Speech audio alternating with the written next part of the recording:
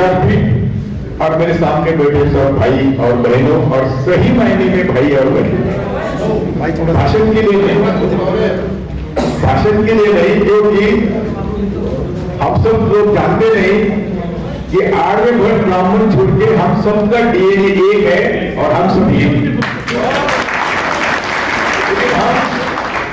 ये आदमी की, वो आदमी की, ये मराठा, वो मराठा, क्या बात है? किसी बहन ने बोला कि हम सब बहुजन हैं, और बहुजन तो मैं अभी उसका आड़ेकर बोलता हूं, मैं हम सब आड़ेकर हैं, जो बहुजनों के भी इतने टुकड़े हुए हैं, इतने टुकड़े हुए हैं, और जानबूझ कर किए। तो हमें ये सोचना पड़ेगा, अभी किसी हालत में आपको मिलेगी तो नहीं मिलेगी, तो 5 मिनट मेरे लिए दे दो। तो मैं इसीलिए कहता था, अभी आज सावित्री बाई के सपने, प्रतिमा भी, उस्मान भाई चाँद, उस्मान शेख, इनके जो हमने याद दिलाया, उनका हेतु क्या था? हमें उन्होंने क्यों पढ़ाया? कौन बोलता है क्यों पढ़ाया हमें? उनका कहना था कि जिस व्यवस्था ने हमें हजारों साल जानवर जैसा हमारे साथ बर्ताव किया, उस व्यवस्था के साथ लड़ने के लिए हम सैनिक बने, इसलिए हमको बने। क्या हम सैनिक बने? हमारे कई लोग जो हमारे दुश्मन हैं, उनके साथ जाके बोलते हैं कि मोदी बहुत अम्बेडकरवादी है। हमारे लोग हमारे लोगों से प्रताड़ना करते हुए केवल चंद बड़ा मामूली स्वार्थ होता है। क्या होते हैं इम्प्लिसिट? यदि आप किसी पार्टी के एमपी बनते हैं तो क्या आपको बोलने की परमिशन है? यदि आप मिनिस्टर होते, हमारे एक अच्छा दोस्त है जो मिनिस्टर बना है सोशल वेलफेयर का, क्या उसकी औकात है? क्या मिनिस्टर ऐसी मिनिस्ट्री चले क्या हम यहाँ देना चाहते? अरे सड़क पर आके लड़के भरो, ये ऐसा बात जिसे हम बाबा साहब अम्बेडकर के नाम देने के लायक नहीं है। इनके ऊपर जो हमला हुआ, मैं तो कहता हूं हमारे कंटेम्प्ट ऑफ कोर्ट की डेफिनेशन बदलना चाहिए वकील साहब। और वकील साहब जो हम सब वकील भी काम करते हैं कोर्ट के सामने, तो हम भी कोर्ट की मदद करते हैं, तो हम किसी के गुलाम नहीं है और कोर्ट के से कुछ कम नहीं है हम लोग।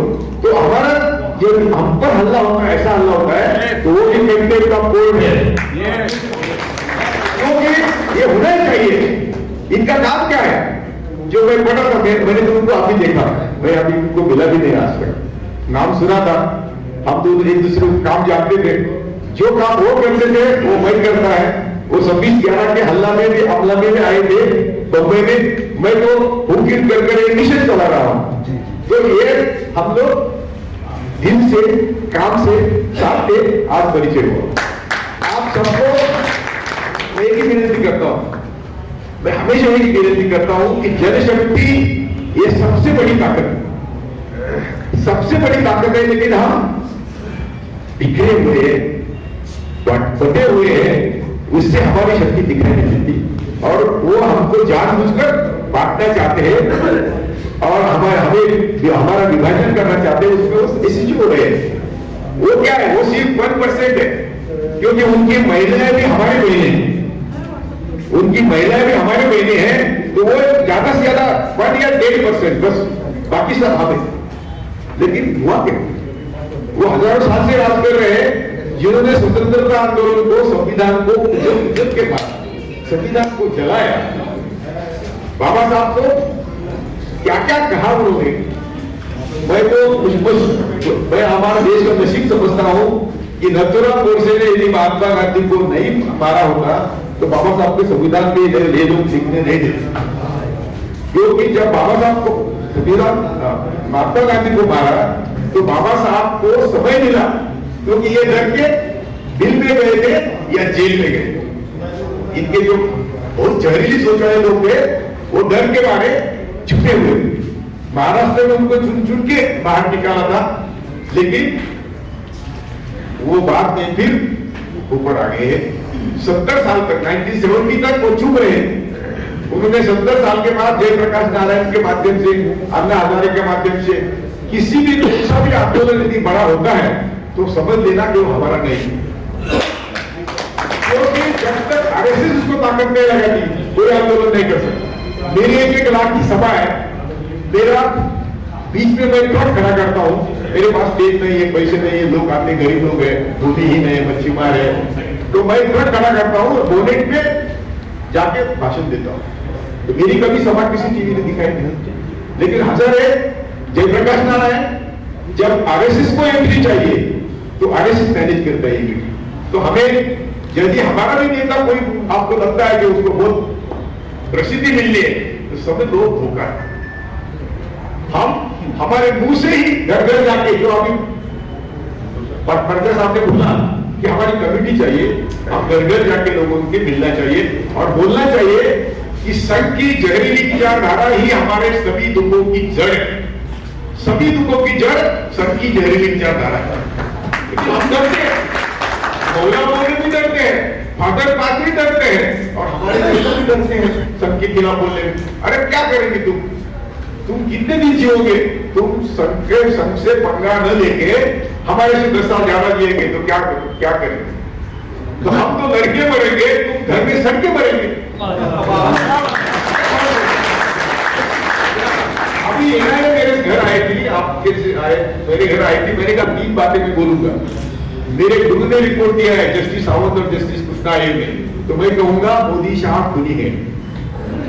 एनआईए को बोला, मैं कहूंगा एनआईए 100% झूठी है और मैं कहूंगा कि संघ हमारे सभी दुखों की जड़ है। अभी बोलो, तुमको क्या बोल रहे हैं? हमें हमारे सभी के दुखों की जड़ है। तो हमें आज नतीजे पर मैं ऐसा आया हूं कि हमारे सब मौला मौलवी, फादर पादरी, हमारे नेता, यही हमारी दुखों की जड़ है। संघ उनके बदौलत जिंदा है। संघ की ताकत क्या है? संघ के लोग कितने हैं, लेकिन हम लोग उनको सपोर्ट करते हैं, उनमें शामिल होते हैं। हमने ये बहन ने बोला चुन चुन के हमको उन लोगों के साथ जाना, मिलना चाहिए, बोलना चाहिए। आप किसके साथ हैं? हम करते नहीं और इसका मतलब आप सिर्फ भाषण देते हैं। और अभी देखा मैंने कि आपके कितने गुट है। हर नेता को बोलने के लिए देना, ये मंच को या विचार कितना करता रहता ना कि नहीं इसको बोलने दो, उसको बोलने दो, गुस्सा आएगा, उसको बुलाओ, उनको बुलाओ। हम क्यों ऐसा करते हैं? यदि आपको सबको लगता है कि प्राचार्य जी सही मायने में हम सबका काम कर रहे हैं तो प्राचार्य जी बोले बस हो गया, काय को बोलो।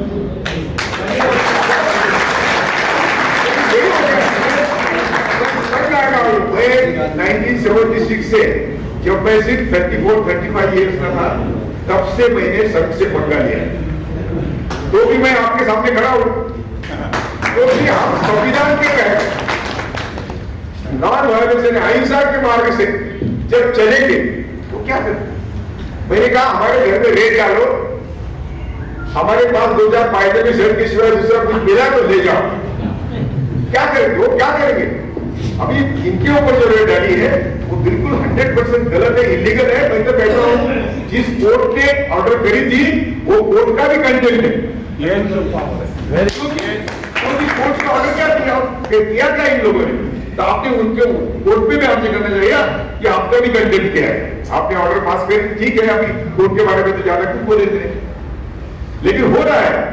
हमारे बारे में कई एप्लीकेशन हुए, रेट डालने की कोशिश हुई, लेकिन मैंने कहा कि तुम कभी भी आओ, आप भी कभी आओ हमारे घर में रेट डालने के लिए, कुछ नहीं मिलेगा। यदि हम ऐसे नीति और मॉरल के पैर पर खड़े हैं तो हमें कोई हमारी कुछ नहीं बिगड़ता। मैंने at age of 47 I resign judgeship, और जयशिप रिजाइन करने के बाद मैंने यही कहा कि मैं फुले शाह अम्बेडकर का काम करने के लिए बाहर आया हूं। और हमारे एक संत हो गए गाड़ी के महाराज, उनके तरीके से मैं काम करूंगा कि भाई क्या है तुमको, मैं 100 बच्चों का आश्रम चलाता हूँ, आश्रम चलाता हूँ, तो वहां मैं ना ग्रांट लेता हूँ ना किसी के डोनेशन देता हूँ। मैं क्या कहता हूँ, बच्चे उनको जो चाहिए आप दे दो, और आपकी जिम्मेदारी कि बच्चों के लिए खर्च हुआ है कि नहीं वो आप देखो। ये क्या करेंगे मेरा? वो बोलते आप रजिस्ट्रेशन नहीं करवाते, ट्रस्ट रजिस्ट्रेशन नहीं करवाते। मैंने कहा आरएसएस को बोलो ना पहले रजिस्ट्रेशन बोलो। यदि वो नहीं करते तो हम इनके जमेले में क्यों पड़े? लेकिन पहले कि आप लोग सही मायने में हम सगे भाई है, सगे बहन है, ये हम हमारा देखते जब तक बात जमकर बैठती नहीं, हम ऐसे करते रहे। क्या जात है, क्या धर्म है? जिन्होंने जात बनाई उनका तो काम हो गया ना।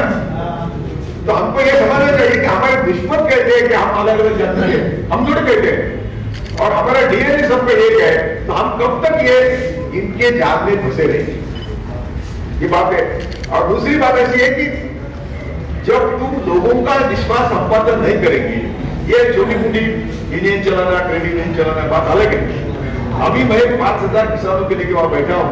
कल जब मैं प्लेन पे बैठ रहा था तो मेरे बहने ही, सगा बहने ही कि डेट हो गई, तो मैंने कहा ठीक है, आप कर लो जो करना है।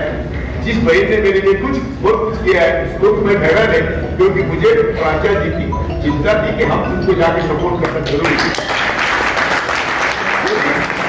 ऐसे जो हमारे काम करने वाले लोगों पर हल्ला होता है, जजेस पर हल्ला होता है, और हम घर में बैठेंगे तो उनको तो वही चाहिए, वो तो उनको वो कुचल के मारेंगे। तो ये हम सब लोगों ने मन से एक तय करना होगा कि हम ऐसे अन्याय के खिलाफ सब मिलके उनको साथ देंगे। लेकिन आज हो नहीं रहा है। मैं बोलता हूं कि मैंने 30 साल में जिनको कभी न्याय नहीं मिला, भूमिहीन है, ये मच्छी मार है, जिसको क्या बोलेंगे हम हिंदी में, मुझे या ऐसे जो लोग हैं इनके लिए मैंने काम किया, उनको न्याय दिलवाया। मेरा एक भी आंदोलन 1991 से मैं आंदोलन कर रहा हूं, मेरा एक भी आंदोलन फेल नहीं हुआ, क्योंकि मैं क्या कहता हूं कि हमारी मांगे पूरी करो, नहीं तो हमें जेल में जाओ। और जेल में जाने के लिए हमारे पास लोग होते हैं। अभी भी हम 5,000 3,000 रुपये महिला है, हम जहां से किसान आंदोलन शुरू उसी दिन से बैठे। सुबह मुझे पुलिस का फोन आया था कि आप नहीं यहाँ कहा है। मैंने कहा क्या करना है आपको? हमने क्या किया है, हम संविधान के तहत बैठे हैं और हम अहिंसा के मार्ग से बैठे हैं। आपको क्या तकलीफ है? नहीं बोले आपको प्रोटेक्शन देना पड़ता है। मैंने कहा तुम प्रोटेक्शन निकाल लो, हमको प्रोटेक्शन की जरूरत नहीं। मुझे भी प्रोटेक्शन देने की कोशिश करी, मुझे कहा मुझे नहीं चाहिए प्रोटेक्शन, क्योंकि मुझे प्रोटेक्ट करने वाले हमारे लोग हैं। मैं तो ईश्वर को समझता हूं, लेकिन मैं कहता हूं ये हमें हमेशा मुलाकात देते हैं हमारी मोहम्मद भाई, तो बोलता हूं मैं मुझे बोलने दो, तुम सवाल मत करो, क्योंकि ये इनके उनके अवतार के सवाल पूछते हैं। मैं बोलता हूं कि हमारे दुश्मन मनुवादी और मनीवादी व्यवस्था है। हमारे बाबा साहब ने बोला था ब्राह्मणवाद और पूंजीवादी, हम बोलते हैं मनुवादी और मनीवादी।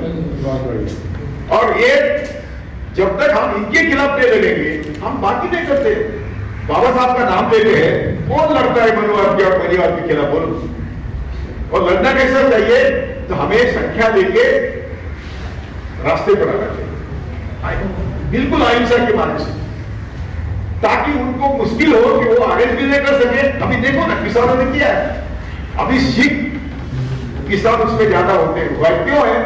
तो सिखों ने ब्राह्मणवाद के खिलाफ जो काम किया किसी ने नहीं किया, किसी ने नहीं किया। बाबा साहब छोड़ दो, क्योंकि आज भी वो डट से ब्राह्मणवाद के खिलाफ।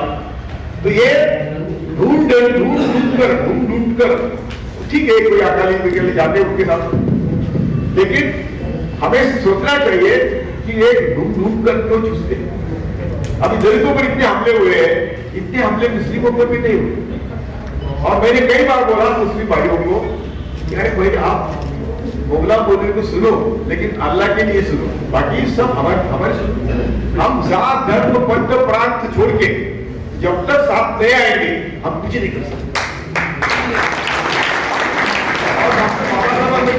हम नाम लेते हैं तो आपने कभी बाबा साहब अम्बेडकर के अंदर की बात नहीं की। उनके सामने सिर्फ पृथ्वी थी और होमोसेक्सुअल्स मानव जात, ना धर्म था, ना जात थी, ना देश था, ना प्रांत था। ये अब्राहम लिंकन वगैरह ये हमने नाम सुने।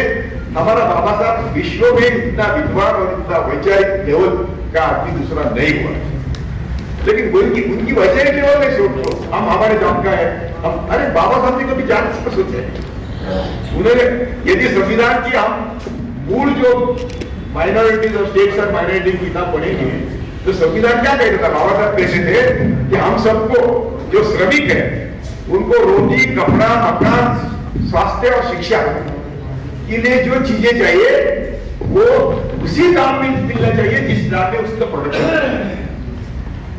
और ये बोले बाबा साहब बोले थे ये दुनिया को आदर्श बनेगा, ये दुनिया के लिए आदर्श होगा, मेरी सुनो। लेकिन उनको किसी ने उसकी सुनी नहीं और वो जो प्रोविजन थी वो बाबा साहब को डायरेक्टिव प्रिंसिपल में लाए। वही डायरेक्टिव प्रिंसिपल की शुरुआत क्या है? डायरेक्टिव प्रिंसिपल का जो इसको बोलते हैं आप आत्मा क्या है? सामाजिक और आर्थिक विषमता के खिलाफ समता, सामाजिक और आर्थिक समता के लिए वो डायरेक्टिव प्रिंसिपल लाए। क्या किया? 1991 का नई अर्थनीति भी संविधान के खिलाफ, क्योंकि 1991 की अर्थनीति क्या है? तो कैपिटलिस्ट को यानी पूंजीवाद को हमारा शोषण करने के लिए 100% परमिशन। तो क्या हुआ? तो जब तक 91 तक हमारे नेता हम क्या एमएलए एमपी उनकी आमदनी 10-5% बढ़ती थी। 91 के बाद 250% बढ़ने लगी कि वो कौन से बिजनेस में भाई 250% पैसे और मोदी आने के बाद 600% बढ़ा 600%। चलो हम गलत हो गए 500%, यानी 1 रुपए का जो 500 रुपए आपको मिलते होंगे राजनीति में जाने के बाद, तो कौन बाकी काम करेंगे? और मोदी ने सब देश बेच के जो संपत्ति निर्माण करी वो चंद उद्योगपति के हाथ में जानबूझकर दी, क्योंकि संघ को आपने बढ़ा दिया। संघ कहता है कि हम देश के मालिक हैं। आर्यभट्ट ब्राह्मणों का आइडियोलॉजी है हम देश के मालिक हैं और तुम सब नंबर 2 सिटीजन है, तुमको 2 जून की रोटी ही तुम्हारा विकास है। लिखित है, मैं सब सबूत देने को तैयार हूं। और ये मोदी शाह के खिलाफ जस्टिस सावंत और कृष्णा ने क्या रिपोर्ट दिया था? They should be prosecuted for genocide. आप सब एक्टिविस्ट हैं, मैं भी एक्टिविस्ट हूं, इसमें सब हम बराबरी के ना, भाई बड़ा हो ना आप छोटे हैं, हम सब बराबरी के। आप समझो कि ये जस्टिस कृष्णा का नाम क्या था? जस्टिस सावंत, मैं बोलता हूँ 1 मिनट में बोलता हूँ कि सावंत के ऊपर ये वो करता है ना, वो अर्णव गोस्वामी, इसने गलत पिक्चर डाला कि सावंत करप्ट है। सावंत ने उनको नोटिस दी, ये मेरा फोटो 3 बार मेरे टीवी में दिखाएगा, 3 दिन और 3 टाइम्स ऑफ इंडिया में कि मैं नहीं हूं, वो मैं नहीं हूं। लेकिन उसने मांगा नहीं। सावंत ने सिविल सूट किया। सावंत को कोर्ट ने जितना मांगा था 100 करोड़ का, 100 करोड़ का कॉम्पेंसेशन, ये सावंत है और ये कृष्णा थे। इन्होंने का आयोग था, उन्होंने मोदी और शाह को मास प्रोसिक्यूशन के लिए, जेनोसाइड के लिए, प्रोसिक्यूशन के लिए सजेस्ट किया था। और दूसरा सजेशन था इनके लाइफ टाइम में इनको और इनके ज्ञान को किसी भी हालत में कोई भी संविधानिक पोजीशन नहीं देनी चाहिए। क्या है? और वो आज तय करता है कौन से बड़े आतंकवादी, वो तरीका तय करता है कि कौन आतंकवादी। उन्होंने कोर्ट के पावर निकाल लिए, वो उनको अंदाजा है कि तुम ये अभी यहां बोले ना, हमको तो हर मिनट हमको मालूम नहीं, हमारे घर के लोगों को मालूम नहीं कि मैं घर वापस जाऊं या नहीं जाऊं, तो भी मुझे बिल्कुल उसकी परवाह नहीं। क्यों नहीं? कि मैं घर में सड़ के मरना नहीं चाहता। और सही मायने में छत्रपति शिवाजी महाराज, डॉक्टर बाबा साहब अम्बेडकर, ये सबका काम मैं सही मायने में करता।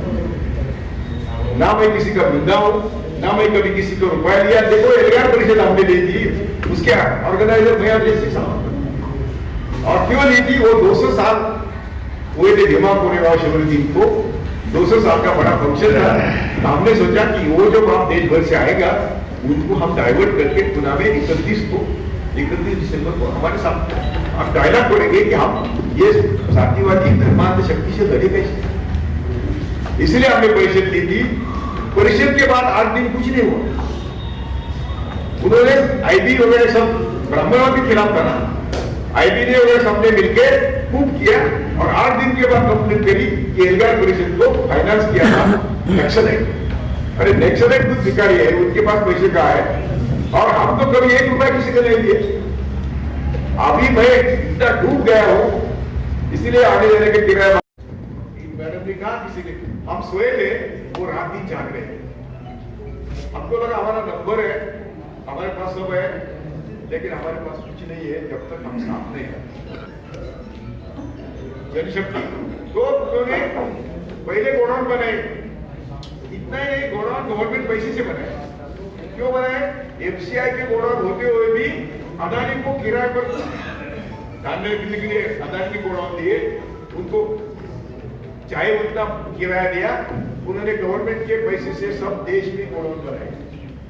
और खुर्दा बाजार में अंबानी है, वो तो खुर्दा बाजार में अंबानी है, वो घर घर जाके खेतों में जाके सब्जी खरीदता है, कौड़ी मोल भाव से, मिट्टी भाव से सब्जी खरीदता है और मॉल में पॉलिश करके उसको 100 रुपए किलो बेचता है। तो ये सब पहले किया और बाद में किसानों के कानून लाए। तीनों कानून किसानों को, ये लास्ट बचा था बैंक बेची। देखो ना, बैंक का राष्ट्रीयकरण इंदिरा गांधी ने किया। आप समझते नहीं कि यदि पहली अमेंडमेंट नहीं होती, संविधान की पहली अमेंडमेंट नहीं होती, तो हमारा रिजर्वेशन खत्म हुआ था 1 साल में। हमारी आर्थिक विषमता चरम पथ पर थी और उसके खिलाफ भी सुप्रीम कोर्ट, हाईकोर्ट के जजमेंट थे। पहली अमेंडमेंट जो आई जून 1951 में, उसके बीच में 26 जनवरी 50 से सब डिसीजन देखो, तो नेहरू और जो भी सक्षम लीडर थे, अम्बेडकर बाबा साहब के साथ, उन्होंने कोर्ट के पावर दिखा, शेड्यूल 9 बनाया और उसमें सब ये कानून डाले कि जो सुप्रीम कोर्ट या हाईकोर्ट उसको न करे। 16 स्टॉप पी डेज करके एक किताब अभी आई है, नहीं आई है, मुझे किसी बंदे ने दी थी, मैंने पढ़ के मुझे बहुत ध्यान रखना। मेरा ये लोग कोशिश कर रहे थे कि संविधान खत्म किया, पहले 1 साल में खत्म किया। तो संविधान को जिन्होंने बचाया, मैं उनका शुक्रगुजार हूँ कि ये पहले अमेंडमेंट, आप बोलते बहुत अमेंडमेंट करिए, अभी जो अमेंडमेंट करी है 10% रिजर्वेशन की, ये सरासर रिजर्वेशन पॉलिसी के खिलाफ है। रिजर्वेशन गरीबों को रईस करने के लिए नहीं है। रिजर्वेशन जिनको हमने कभी कुचला है, अब पैरों तले कुचला है, जिनको हमने कभी सत्ता में आने नहीं दिया है, उनके लिए। लेकिन उन्हें 10% रिजर्वेशन पास कर दी और वो अभी सुप्रीम कोर्ट उसको स्टे नहीं दे रहा है, जो संविधान के स्पिरिट के खिलाफ।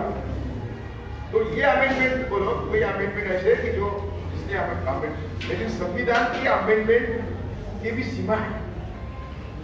संविधान की जो फ्रेमवर्क है, उसको सुप्रीम कोर्ट में पहले ही अच्छे जजेस थे, उन्होंने किया कि वो फ्रेमवर्क बदलने का हमको अधिकार नहीं है।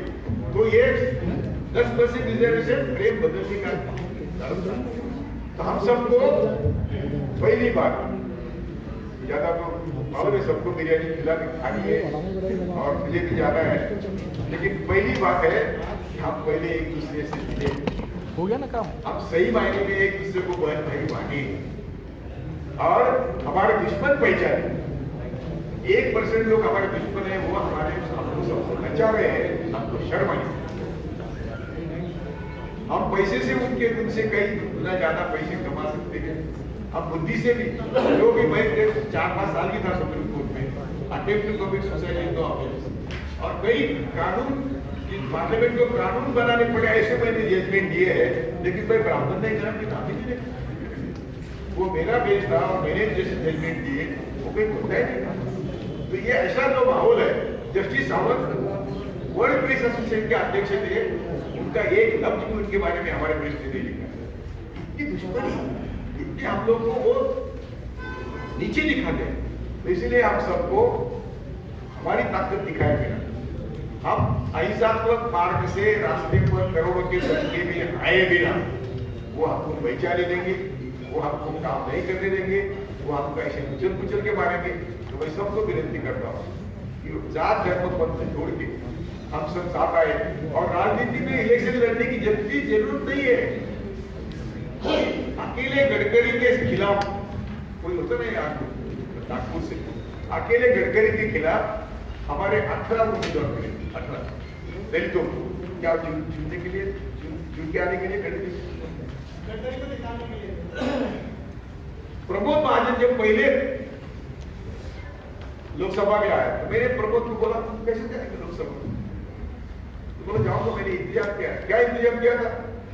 रिपब्लिक पार्टी ऑफ इंडिया में एक कैंडिडेट खड़ा किया, वो वो नीलम गोरे करके वो शिवसेना, वो सभी पार्टियां बदल के आगे शिवसेना ले उसको खड़ा किया। उसने जितने वोट खाए उतने वोट से कितना जहरीली आदमी संसद में आए, तो कौन जिम्मेदार? संघ को जिंदा रखने में कौन जिम्मेदार है? हम लोग जिम्मेदार है। तो मैं कहता हूं कि यदि हम सही मायने में हमारा दुश्मन समझते हैं तो हम इलेक्शन लड़ने की क्यों चिंता करें? हम पहले सबको खड़े करें।